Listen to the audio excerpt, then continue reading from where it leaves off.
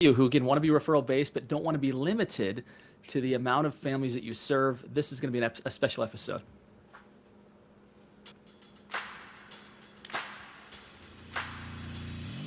So the big question is this: how do those of us in the real estate industry who have crazy amounts of ambition, how do we think bigger than the building of our own empires? How do we create success and significance, income and impact? My name is Justin Stoddard. This is my co-host Stephanie Peck, and together we bring you the Think Bigger Real Estate Podcast. All right, welcome back, everybody. Very excited to introduce today's guest, Andrea Gordon. She and I know each other well. We've had multiple meetups now, and it's been really fun to learn about her. She's been in business again for 28 years, top producing agent, also has a podcast and has a forthcoming book called Realizations that we'll talk briefly about. But Andrea, I want to thank you so much this close to a holiday for being so committed to come and share your expertise with the Think Bigger Real Estate audience. So thank you for that. Oh, thank you very much for having me. I appreciate it. And we've been up for hours already because we have the entire family coming over. So it's like a big rush all over the place here. I love it. I love it. Such a fun time of year to gather together with, with loved ones. So anyway, Yes. we're appreciative of your commitment to your clients and again to sharing with the real estate industry. While many have slowed down a little bit, my guess is that many are going to be tuning in to hear how to do what you've done, which, as I mentioned kind of in the prelude to the show, is that again, you sell a tremendous amount of real estate, and yet your claim to fame is individualized attention. Can you talk us through how maybe as your business started to grow, you continued to keep that same commitment of giving people individualized attention? Sure, absolutely. Well, first off, you can't sell $112 million in real estate without having a team of people that work around you, for you, with you. That's the big thing I want to talk to your viewers about, which is the second you feel like your business is overwhelming you, that's great because that means you need to hire someone to help you. I don't see people who are top producers without assistants. There are very few of them. And I don't think I've ever met a top producer that does not have at least one assistant. Currently in my team, I have two licensed assistants, and I also have a virtual assistant who's based out of the Philippines, who's got a background in computer coding and anything to do with tech.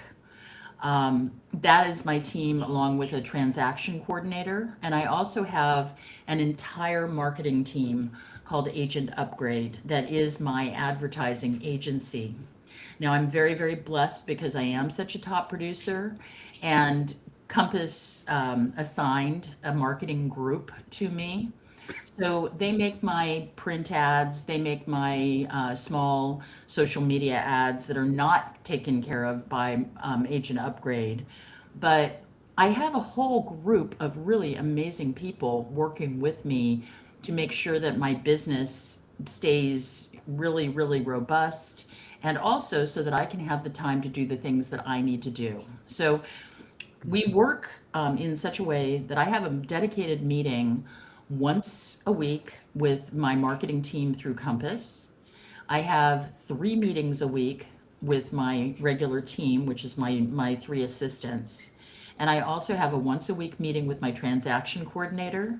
And I also have a once every 2 week meeting with my advertising agency. You cannot make the money without putting in the time to make sure that the infrastructure is as good as it can be. So, for example, my assistant in the Philippines, she handles all of my CRM work. So my database is always completely up to date. Compass has programs involved that are called likely to sells. They have an algorithm through AI that checks out who might be that I've come in contact with through whatever. It doesn't matter whether it's a past client or someone associated with a client or somebody who's just emailed me once. There's something called likely to sells, and they show up every single day. My assistant in the Philippines has all of those people on a drip campaign. Do you know what a drip campaign is? Yes, of course you do. But a drip campaign means that routinely emails are sent out to those people, and occasionally I connect with them either through a personalized email that I send them if they respond to something, and or possibly I might text them or call them. It normally takes about 7 phone calls to actually really connect with somebody who is a lead. And people give up usually after 1 to 3 tries. All you got to do is be a little bit more persevering in that situation, and something will come across, because people actually really, they respect and they respond to perseverance. That's one of the things that people forget about, which is if you look like you're working hard, if you look like you actually really care enough about your business that you focus on these things, they will realize that your focus is greater for what they want than most other people. So if you are connecting with those people on a regular basis, even if it's just to say, "Hey, how are you doing?" They love that. So that's a thing to do, and that's one of the ways in which I get the business that I do. Moreover, I stay in contact with my entire sphere. I have a sphere of 8,000 people. So, for example, Compass has a statistician who really once every 2 weeks comes out with amazing stats around either just exactly where I'm at in the Bay Area or nationwide, talking about market trends, what they see coming down the pike in the economy, and I send that out to my sphere, whether or not they're interested in selling, whether or not whatever. I have a lot of attorneys that I work with. I send that to them. I think it's important for them to know if they're working with estates, then they're going to be thinking about, okay, well, they haven't cleared the house out yet, and it's saying here that the trend in the spring is going to be X, Y, and Z because of this relating to the interest rate. They're going to be taking that information in, and it's actually bona fidely useful information that they will appreciate. So I send that out to them. Once a month, I send out a newsletter, and in my newsletter, I talk a lot about whatever is going on at the moment. So, for example, this Christmas holiday season, I talked about the different holiday things that were available for people in the neighborhoods. I talked about market trends. I always do a woman that I admire, because, and this is apparently very popular with everyone, because I got really pissed off that there was International Women's Day when, sorry, Justin, but every day is Men's Day. So, so I pick a woman of the month every single month, and I pick somebody who's interesting, vibrant, doing something important, or somebody from history who's done something important. And that's a very, very popular feature that I have. I also am really, really active with Berkeley Humane Society. And so whenever they have an event, I advertise their events. I make sure that people are aware of what they're up to, and I put my money where my mouth is. I actually pay for the food for Berkeley Humane Animals 5 months out of the year. I am dedicated to donating at least $20,000 to them a year, and have done so every year for the past 15 years. Um, so doing those things and getting known for those things in the community, once again, helps your business, but it also helps the world. So I do those kinds of things on a regular basis. People will hear from me one way or another at least 3 times a month, if not more. More than that is kind of getting a little too much, honestly, because not everybody always wants to hear from their real estate agent. But if you present these things to them, then you do stay a little bit top of mind. And always make sure that the information that you provide to them is actually useful information as opposed to fluff. So you're never going to find me sending out a postcard that has a recipe for peach pie on it. That's not meaningful, because I'm not about peach pie.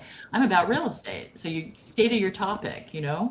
Um, so the biggest thing I can say about staying authentic with your clients is figuring out who you are and staying true to that too.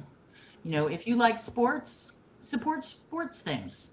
And that will get you known in that community. I'm a theater director and producer and playwright. So I advertise in the Berkeley Reps program. I have a big ad in there every month, and I also sponsor a scholarship for the Berkeley Rep acting school. So people know that's one of my things. if you stay true to the things that you're genuinely interested in, and you present yourself as a genuine person out into the world doing the things that you do, that will come back to you like tenfold, literally.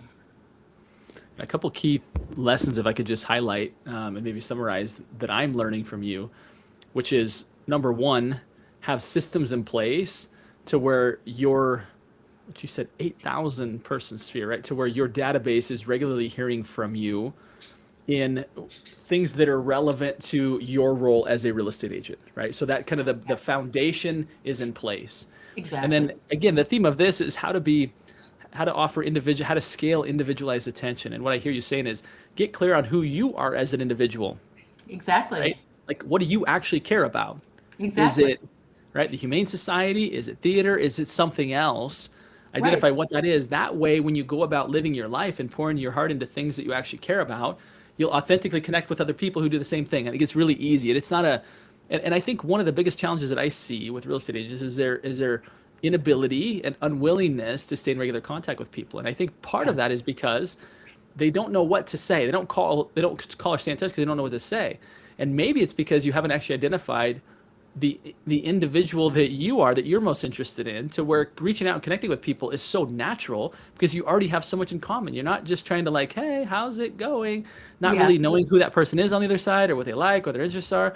But when you naturally have built an ecosystem around you of people who like what you like, it gets really authentic and genuine to connect with those people. Is that a fair assessment, That's Andrea? that's that's exactly it. That's exactly it in a nutshell. And the other part of it that is, I think, crucial is that you remember that you're a consumer just like they are on a regular basis. You need to remember what you like and how you like to be treated. And then it's the golden rule. You just treat people the way that you would want to be treated out in the world. And when somebody comes in going, "Hey, how you doing?" I mean, you shut off immediately. I don't know about you, but I get like 20 million sales calls a day practically. And Uh, as soon as the person, there's a little click, or it's like too long a wait. And then yeah, the person gets on and goes, "Hey, Andrea, how are you doing?" And I'm like, "This is a sales call. I don't have time for that. Sorry, bye." yeah. And that's the things. Being salesy never ever helps you, ever, ever, ever, ever, ever. Can I say ever again? Just stop. Stop that. Don't do it. It's not worth it. It's going to be useless. Enthusiasm is great, and love of what you're doing is great, but you have to back it up with knowledge and something that is worthwhile to another person.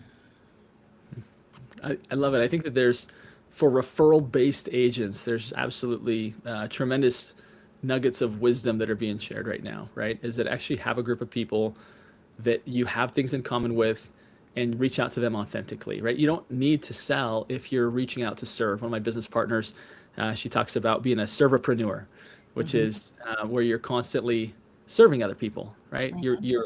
You can authentically reach out to serve and offer value to people, which I think might be an interesting opportunity for us to put a little thanks to our sponsor, Pro Insight, who sponsors our episodes here, and I'm grateful for them. And let's hear a little word from them if I can find. Here we go.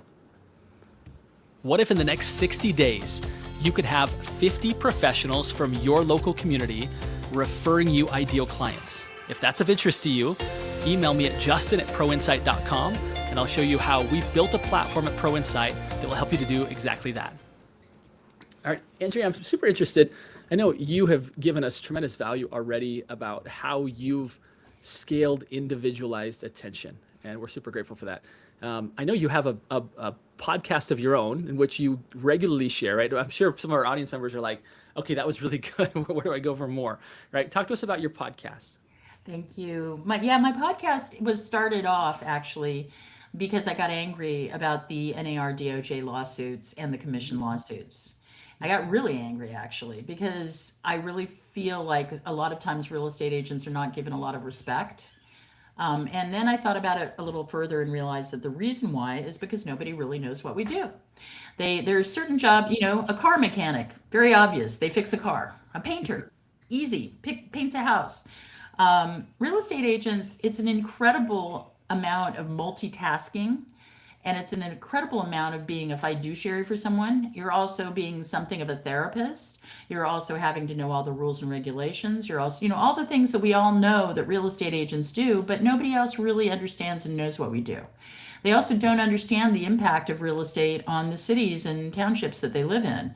So I bring on people in realizations. My job is to educate the American people about what it is we do and why we're important. That's it in a nutshell. I'm not trying to increase people's business. What I'm trying to do is to show the world that real estate transfer taxes run our cities, that legislators make legislation, and if realtors did not have a voice in those legislative meetings, that all kinds of rules and regulations that would be really detrimental to homeowners and property owners would come into play, that we are dealing with an incredible amount of vendors on a regular basis, that real estate is a complicated profession, and it is one of the professions in the state of California. You have to be fingerprinted, you have to be licensed, etc., and have to take continuing education classes. So what I want to do through my podcast is illuminate what it is we genuinely do for people so that they can maybe have a little respect for what we do as realtors. And so to that end, I've had Robert Refkin on my show, who's the CEO of Compass. I've had city managers, I've had mayors, I've had painters, I've had interior designers, I've had other realtors, I've had coaches, I've had all kinds of people that form the, for want of a better word, the ecospace of every realtor out there. In our daily lives, we deal with 30, 50 people a day on a regular basis, and people don't know that that's what we do.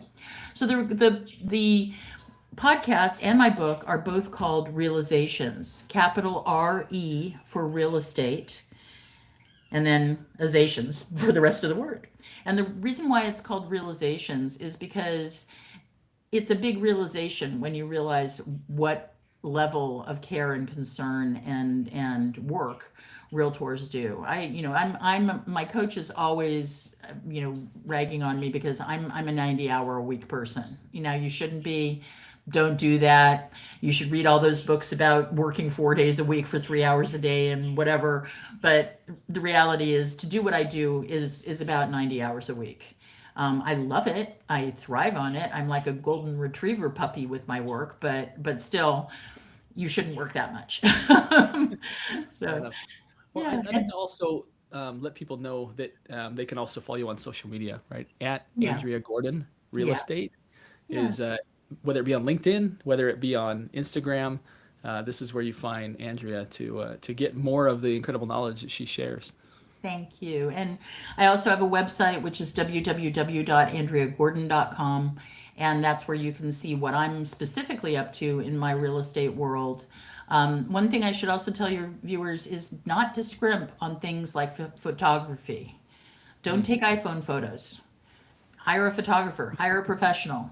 Don't show a photo of a bathroom with the toilet seat up. It's all obvious stuff. But the more beautiful your real estate looks, the more likely you are to get the right buyer. And it's all about finding that best fit customer, either for you or for the properties that you're representing.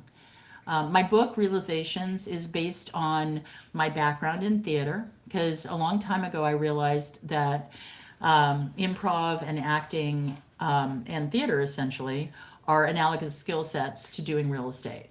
And so Realizations is a training system for someone to get over themselves to the point where they can just be themselves with other people as realtors.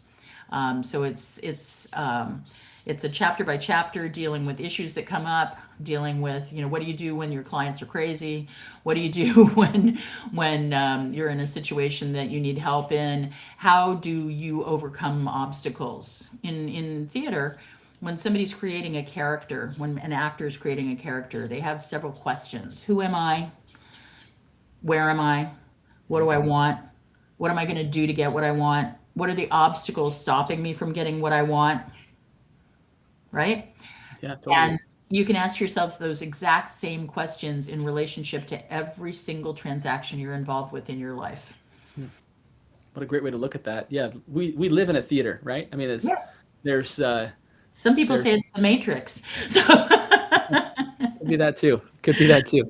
Well, Andrea, I've so much enjoyed again having the opportunity to meet with you, and what an honor to be on your show with some of those incredible names that you've interviewed. So that was a great pleasure. Thank you for that opportunity, and I want to thank you for number one, being a role model. I think in the industry of what it looks like to scale individualized attention, to give people a reason to believe that the real estate industry is more than worth what they charge, right? And I think that's when people meet great agents like you, they realize like, boy, this person is working really hard to stay connected and add value to me. And when I get the opportunity to have them serve me in their official role, there's nobody that's going to care more and serve more. And it's just a great honor to have great agents like you that get highlighted and help people to think a little bit bigger about what might be possible for their own real estate career. That you love it so much that the hours of the day tick by. It doesn't feel like work. It feels like you said a golden retriever, which is really fun way to look at that. So thank you again for sharing that. Any final words, I guess, for our audience as we wrap up, Andrew? A couple of things. One of the reasons I wanted to come on your show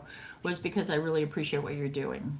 Pro Insight is a great tool, and I think that working on a referral-based business is a goal that we all work towards. And your company helps people to figure out how to do that, and that is a beautiful and wonderful thing. That's number one, and then number two is thank you for having me. I genuinely appreciate the opportunity to be here, and I hope you have a really wonderful holiday season. Same to you, Andrea. So kind of you on both fronts, and it was a pleasure. For everybody listening here today, we hope you also have a wonderful holiday season at whatever point you're listening to this. And we also want to give you a special invitation, which you are very familiar with, having been a listener to the show, which is 3 simple words, and they are go, think, bigger. And Andrea, you absolutely helped us to do that today, and we look forward to seeing you all on the next episode. Thanks again, Andrea. Thank you. Okay, so that's it, right? That's it. That's it. All Thank you right. so much. Well, Oh, you're welcome, honey. Thank you very much for having me. I really appreciate it. my pleasure, Andrea. Talk soon, my friend. All right, bye. Bye-bye.